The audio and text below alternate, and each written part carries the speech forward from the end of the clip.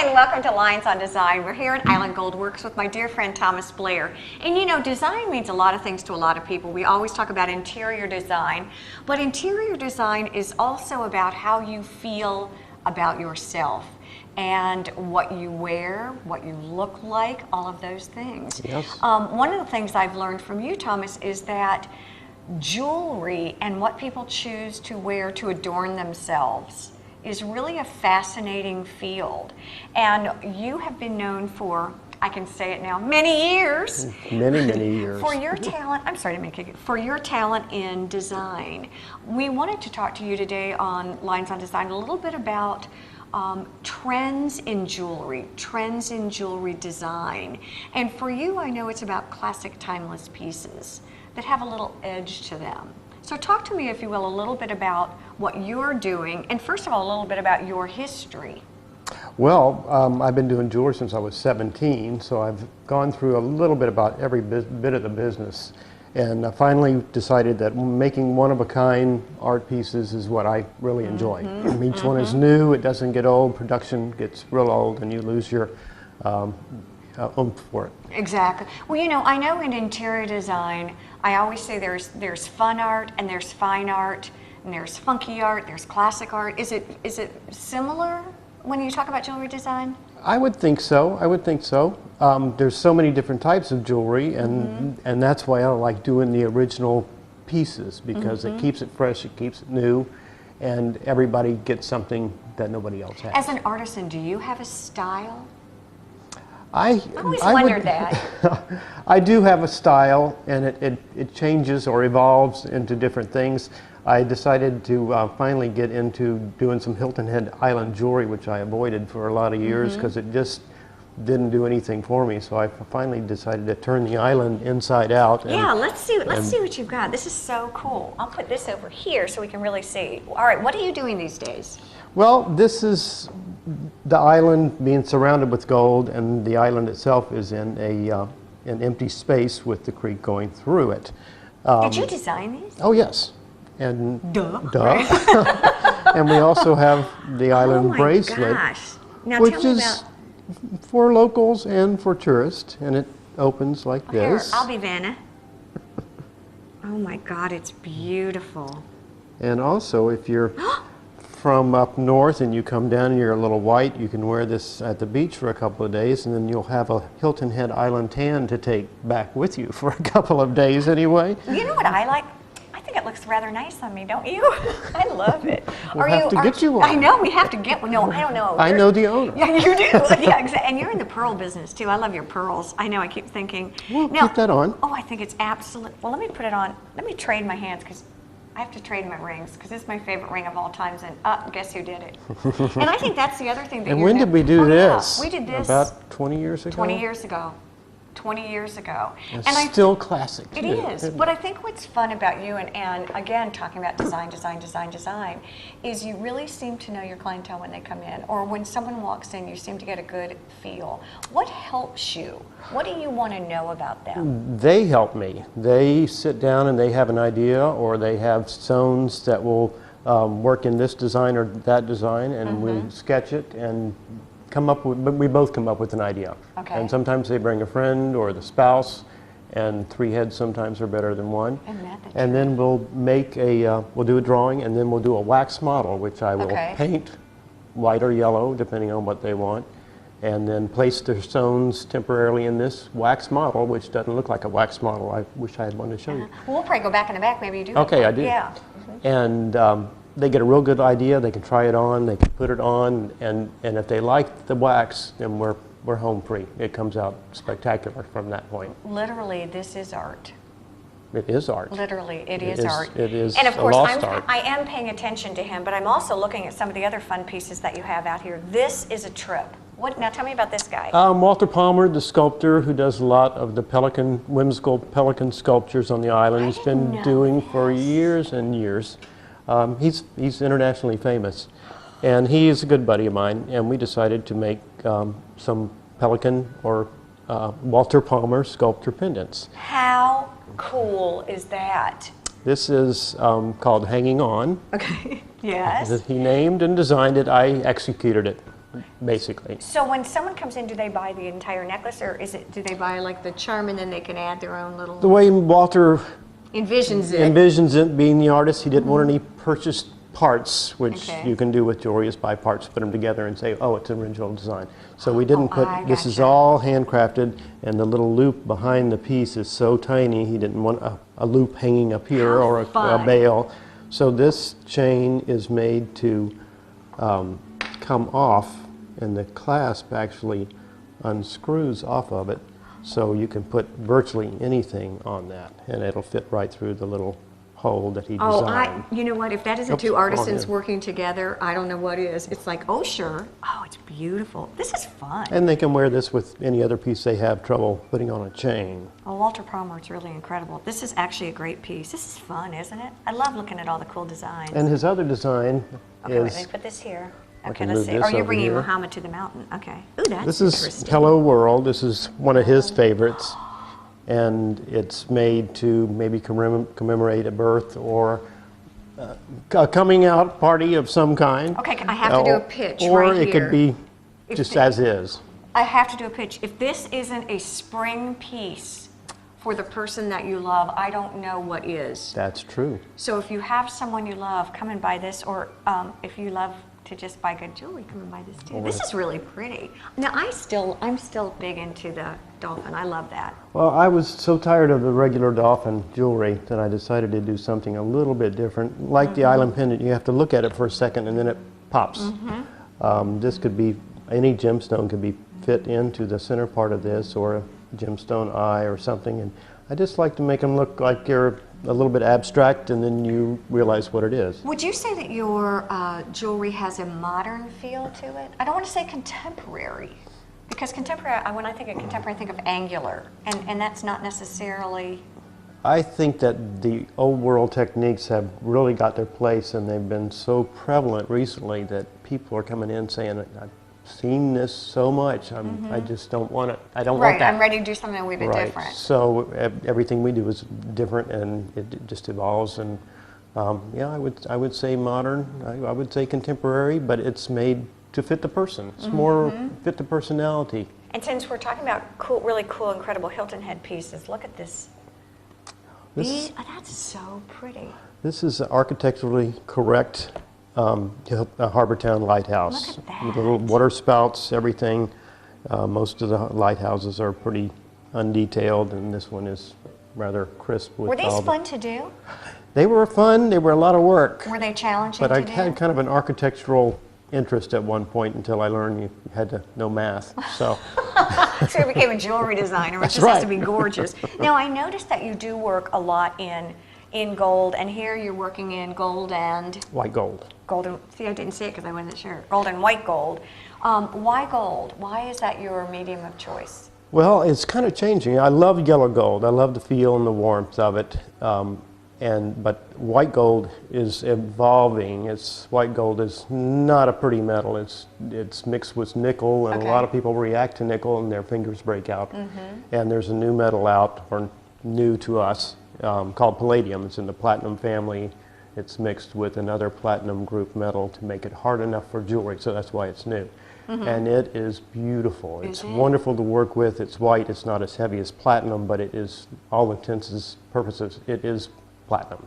I mean, you may not know math, but geology, you got geology all now. So is that what, this is more the white gold, this actually, this looks like palladium, unpolished. We wanted a satin finish on the egg because it just was too polished.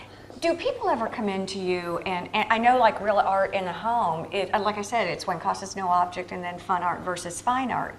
But how does that work with you? Are there pieces that you have that are just fantastically incredible collectors' pieces of jewelry, as opposed to something that I would think would be, you know, fun and whimsical? Not really. Most people that come in and want something, they have a little collection of gems. Okay. And that helps the cost, and they usually have old gold, things they don't wear, or they're outdated. And do you love working with that stuff? Well, I usually can't work with that direct stuff because you can only melt gold into jewelry a couple of times, then it starts deteriorating, and you can't count on what the color is going to be like. And if you mix grandma's old, yeah, right. we just don't Grandma's know. old gold. So I take in that gold and I use my fresh gold, and I didn't know what to depend on, and that it's going to be a solid casting and that kind of Do aspect. you encourage people to wear their jewelry as opposed to store their jewelry? Oh, absolutely. Wear it. How do you clean gold? You can't really clean it well at home other than getting the grease and the oil off, which takes the dirt off. The big chunks? It takes polishing, and it takes usually an ultrasonic cleaner to really, Get it clean it clean. right. So I encourage people to come in anytime and Well, have talking it cleaned. about, again, we're here with Thomas Blair, and we're talking about pieces that are actually handmade. And if you've never had the chance to go back into the inner sanctum of the jewelry person, yes, then this designer, we definitely want to do that. Anything else before we take a quick break that you want? I would like to show you one of my recent pieces I did for my wife. Bring it on, bring it on. Come here, in, wife. Debbie. Come on, Deb. Oh, get in here. This is Debbie. This is the bride. I always look at this piece. This is a tanzanite she picked out, and it's one of the most incredible stones. It's a fairly soft stone, so I've set it so it can't get bumped. Oh my God, is that gorgeous. And on that happy note, that is absolutely beautiful. Stay with us. We'll be right back here on Lynes on Design. We're going to check out how to make beautiful jewelry.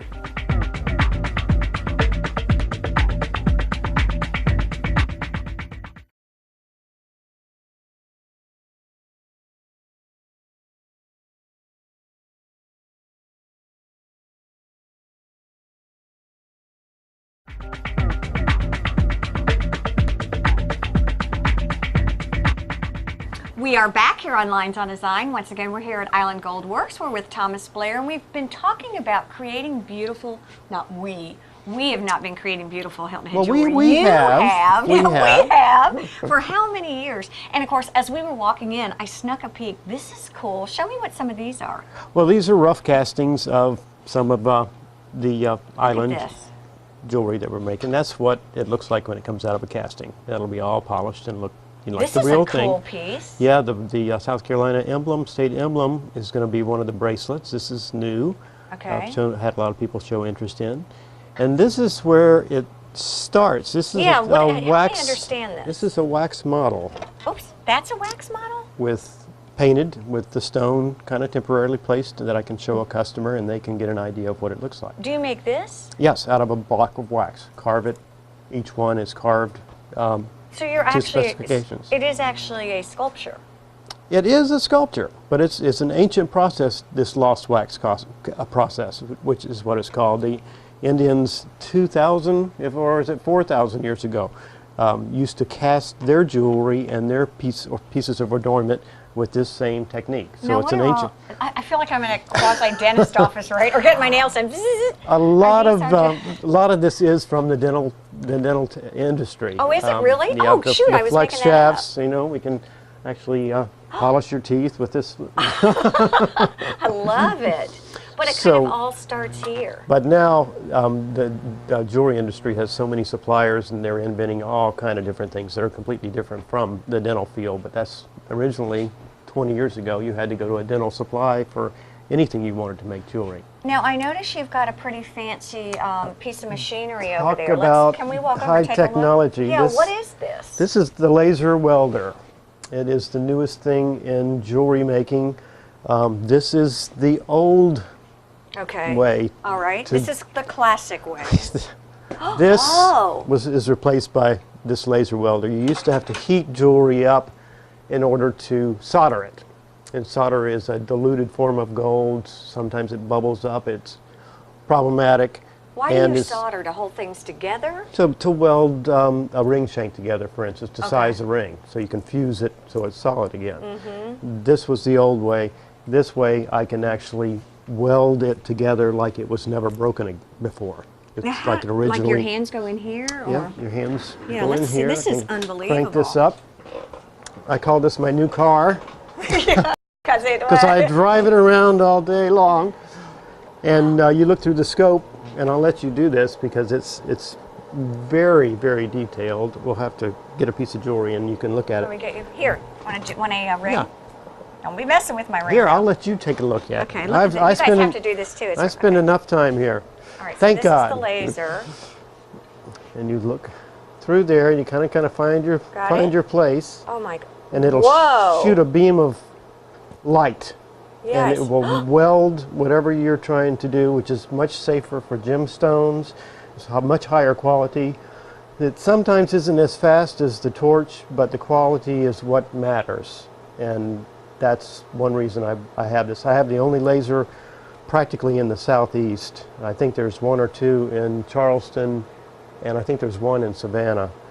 And it does things that jewelry that could not be repaired, and this will repair it. This is a really silly question, and I know this is not what it's geared for, but can you actually look at clarity of gems in this? I do. I use the microscope. I also have a microscope on my desk that I used to work behind, but this is the easiest, quickest way to look at a stone and see what's... You know, we've talked a lot about gold pieces. We haven't really seen any gems, and I just happen to have one in my pocket. No! Oh, do you honestly? Yes, I do. Wait, this is a gemstone paper that protects them. What makes gemstone paper? It's just look at Tessa's like, I want the to way see they're this folded. What is that? This is a hand-cut ametrine. Ametrine? Not extremely expensive, but it's part amethyst and part citrine, and it was cut by a young man in Brazil who lived in his home with no power, and he used his foot to drive the machinery. Yes, pick it up. Look at this. And it's just fascinating. It's simple, but it's just, I just fell in love with it. I'm kind of in my purple phase, so I really love this a lot. What do you recommend for people who are buying gemstones? Is there kind of a gemstone du jour? Oh, do you have another one? Oh, I'm Gosh, everybody's got their own favorites. Look at this. Come here. Oh, now see. This is that's funky. really work of art. This is a combination of opals with gold, separating them, and more opals set in a base of jade and backed with gold, and then mother of pearl on the back. It's called intarsia, is the technique. And it's just a very, very specialized field. I didn't do this. I don't gem cut, and I don't do intarsia. You're either a jeweler or you're a gem cutter, basically. Okay. Oh, these are gorgeous. Is this the kind of thing that you're seeing what I would call personality pieces? I would think so, because these are both one of a kind. There's not going to be another one any close to it. So let's say I come in and I'm a client. Let's just say, for instance, and like I wouldn't even know to ask for something like this. Can you just show me what's? Some people come in and say, "What is your ideas?" I wanted an interesting, unique piece of jewelry, and we come up with something that they may like. And of course, we talk and see what their preferences are, the color, and their gemstone favorites. And do I know my gemstone favorite? Diamond. Well, right? yeah. Well, I don't know. You know, I love the tourmalines. I love tourmalines. Tourmalines are really a good stone. They're a hard stone. A lot of stones are soft. Opals are very soft. This would never work in a ring. Okay. So tourmaline comes in all different colors. It's a clear gem mainly, or it can be even a watermelon tourmaline, which is a slice of a crystal that has multiple rainbows, which is a little funky. I've got a piece in the outside I can show you. Yeah, we'll have to check that one out too. And they come in beautiful. I've got a piece with a couple of 3 tourmalines in it out there too we could look at. Do you good choice and affordable. Is it affordable? What about sapphires, emeralds, what I'm calling more the traditional gemstones? Red, white, and blue, diamond, sapphire, and ruby, which are the hardest stones. Those are the stones that can take the heat of a torch. Okay. Any other stones you have to remove, which means it's problematic getting the stone back in after you weld it. You could break a prong, and then you'd have to start all over. So that's where the laser comes in as far as a better quality. I'm going to go over here as I'm asking you this question. As far as maintenance of my jewelry, now is that another eye helper? Okay, another eye help. As far as maintenance of my jewelry, how often should I bring my jewelry in, and what do I need to? Why would it be important to bring my jewelry in? Well, every week somebody comes in with a pronged ring, and they've got the prongs, and they've got no stone. Okay. Because the prongs are problematic. I try not to use prongs unless I absolutely have to. There's lots of different ways to set a gem than prongs. Most people don't know that. but they need to be checked. What are some of the ways? What are some of the ways? Tube set, bezel set. What's this? Channel set. What's this one? This is, haven't got names for some of what I would say. I would say this is a bezel. Yeah, that's definitely a bezel set. He made that up. He's like, it's a Thomas Blair set. But of course, that's, I think, the white gold over the yellow, or am I wrong? It must be the lighting. Yeah, no, I think it's yellow, but I don't know. No, it might be white over you. I need my loop. Even with the loop, you know, I think that is white gold, but I don't know. I think so too. It is. It's pretty, whatever it is. We forget. I love it. And this is, again, this area? This is mainly to set the stones. Polishing the jewelry on the other bench and grinding and catching all the gold dust. Oh, it's beautiful. Well, as always, this goes so quickly. We appreciate you taking time out of your hectic day to show us sort of the ins and outs of design in a different light, jewelry design. So take care, and thank you all for joining us here on Lynes on Design. Bye-bye. Thank you.